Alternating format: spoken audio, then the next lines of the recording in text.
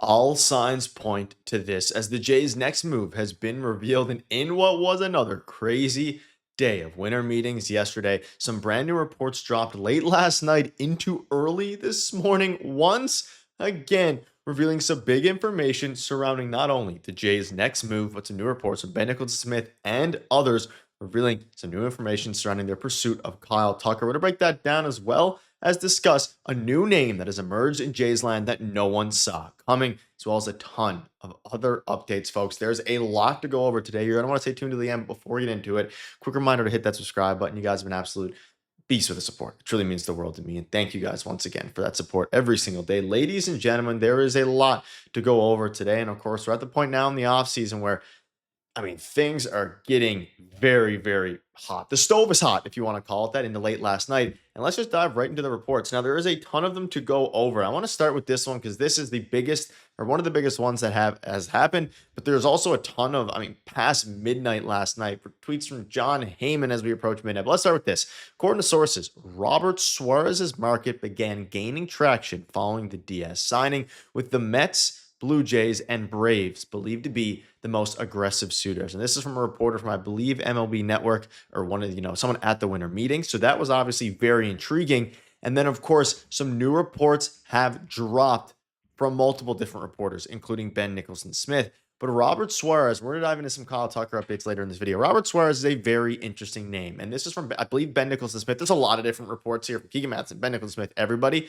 But you see here another report. Robert Suarez remains arguably the top free agent reliever available, and the Blue Jays have been interested in Pete Fairbanks as well, who they know well from the Rays. And of course, we know this was a report from a little bit ago. I think this was a couple days ago. They have had linked heavily to Robert Suarez. And then this is the report from Ben Nicholson-Smith last night, revealing that three agents described the Jays as being determined at the top of the market now, down to closer Robert Suarez after Diaz signed. But they're also interested in Luke Weaver, Pete Fairbanks, and Brad Keller. So these are three names that, one of them we heard, Pete Fairbanks, Luke Weaver, and Brad Keller, especially Luke Weaver. That is an interesting name. And when you hear, I believe also Shai Davidi late last night reported on Luke Weaver as well. And when you get two reports from guys that are, work for Sportsnet, in Ben Nicholson-Smith and Shai Davidi about the same player, kind of makes you raise your eyebrows a little bit. So keep your eye out on Luke Weaver. But for Robert Suarez, this seems to be very likely. And John Morosi late last night again went on to say on a live stream, now that Diaz is signed, it's the Mets versus the Jays for Robert Suarez. And I expect him to sign with one of those two teams. So this is for 3 or 4 reports now, not only linking the Jays to Robert Suarez, but revealing they're one of 2 or 3 favorites and kind of the final teams for him. And of course, there's been some other team names as well, the Braves. But this is super interesting. Now, let's dive into Robert Suarez in case you're unfamiliar. He's only been in the league since 2022, but he is dominant. Last year, 40 saves. The year before, 36. He's always among the MLB, if not leading the MLB in saves. And he has some pretty good advanced analytics here. And he is supposedly searching for, I believe, contract in the range of $50 million, 3 years, $50 million, something like that. And of course, Devin Williams got a 3-year, $45 million deal. Edwin Diaz, 3-year, $69 million deal. So it seems that Robert Suarez, coming off of a 2.97 ERA year, is looking for something in between. Now, he throws almost 100 miles an hour. Some of the peripherals, aren't quite as good compared to guys like Edwin Diaz and some parts of Devin Williams, but he's great.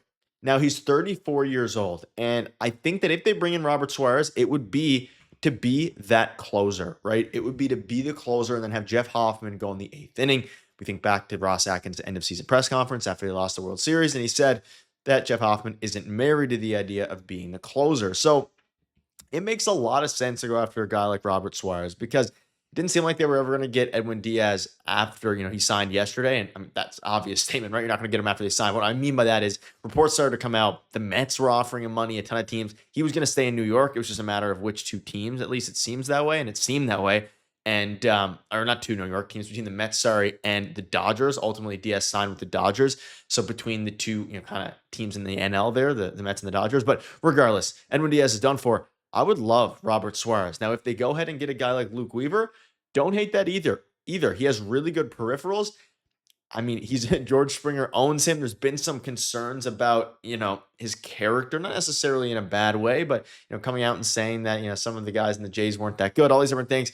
It's an interesting one. I would much prefer Robert Suarez. And of course, Luke Weaver is a former starter. You can see there. I mean, he did very poorly, 6.40 ERA, but he's been great since transitioning to a reliever. This seems to be the Jays' next move. Now, within that, there were some new reports that dropped surrounding Kyle Tucker, and this is from a report that dropped last night, and we'll have another video. I mean, things are going to go crazy today, right? Wouldn't be surprised if the Jays make a move, but one agent said, this is about the Jays, they're everywhere, and this was one agent, and it was a view echoed by others engaged with the World Series finalists, although bolstering the bullpen with another leverage arm appears to be among their remaining goals. So they're everywhere, whether that be Kyle Tucker, whether that be now Robert Suarez, whether that be Alex Bregman, Bo Bichette, all these guys, they are clearly everywhere, and there's a lot of things that are happening. And you even go back and look to what John Schneider said, and he said the bullpen sticks out a little bit and probably a bat of sort. You feel good about your offense, but adding would be nice, and I think that's a priority. Adding another high-leverage bullpen arm is another. All signs point to Robert Suarez at this point, ladies and gentlemen. And there's some other players as well, like Pete Fairbanks. There's been some new reports as well that have dropped surrounding a bunch of different players. You can see here, Ben Nicholson-Smith revealing that Bichette's process seems to be a little bit further along than Kyle Tucker's, and that, Ben Nicholson-Smith and Shadavidi always tend to throw a little bit of water on the fire, right? Trying to put it down a little bit just to kind of manage expectations. If, of course, if you guys have any, which I have the expectation, we all do have expectations, obviously of various levels. I have very high expectations for this offseason based on what we're hearing. But again, he says that Bichette's process may be further along than Tucker, who is slated to meet with additional clubs next week. So it seems that Tucker will be delayed until at least next week, could be even till after Christmas. And he said there is a gap between the interest and actually making an offer. So it doesn't seem the Jays have made an offer yet on Tucker, but he's viewed as favorites by many in the organization. And he also said, worth noting, the trip to Dunedin is essentially, a very short trip. So he said, little should be read in him having already visited the Jays. I'm not going to buy fully into that, but wanted to present you guys with the information. Let me know down below your thoughts are on that. There's also been some other reports, though, saying that, again, now with the Phillies out, the Jays are heavy favorites. You look at some of the betting odds, they are. But again, I want to give you guys all perspectives here. Ben Nicholson-Smith, like usual, kind of tempering expectations a little bit for Kyle Tucker, throwing some fire on the Robert Suarez stuff. Now, in the same vein, John Heyman late last night tweeted about Ketel Marte's market heating up, and he said the Red Sox, the Mariners, the Jays, the Phillies, and the Rays are all teams of interest for Ketel Marte. And this is where things are interesting, because John Heyman keeps tweeting, and others, that the Jays are in on Ketel Marte, whereas it seems at this point, the Jays, according to Ben Nicholson-Smith, Shadavidi, aren't super involved in Ketel. So, again, it's always the battle of sources, all these different things. I don't necessarily see them as super involved in Ketel Marte. It would cost almost every prospect in their farm system. You could argue they're going to ask for, certainly, the D-backs, that is, Trey Savage in a deal, which is an automatic no-go for the Jays. And, of course, Ross Atkins came out and said that there's no limit on Trey Savage workload, though Shane Bieber, an article dropped last night, and we'll cover it in our video later today, or I will rather, he might have some, not injury, but he was experiencing arm fatigue following the season. So there might even go after another starter, which is absolutely ludicrous, but stay tuned for a video on that.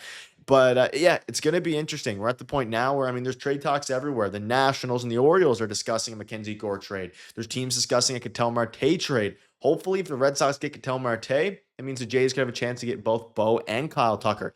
A ton of things happening now. And also, Kyle Finnegan signed the reliever, of course, signed a deal with the Tigers, 2 years, $19 million, maxing out at 20 with incentives. So the market's starting to pick up now. Edwin Diaz, Kyle Finnegan, some of the other guys. And Finnegan was a really good reliever last year. Was, of course, a Jays target at the deadline. Finished last year with a 3.47 ERA. So things are going to get interesting, folks. And we'll keep you up to date every step of the way. But let me know down below where your thoughts are on this. Of course, it seems that Robert Suarez is the Jays' next move, or at least a reliever. But again, things are going to pick up quickly. At the end of the day, folks, we're going to keep you up to date. I'm going to keep you up to date. And I always say we're a community. So we're going to keep you up to date every step of the way. You guys are absolute beasts. Thank you guys, truly. See you guys later. Cheers.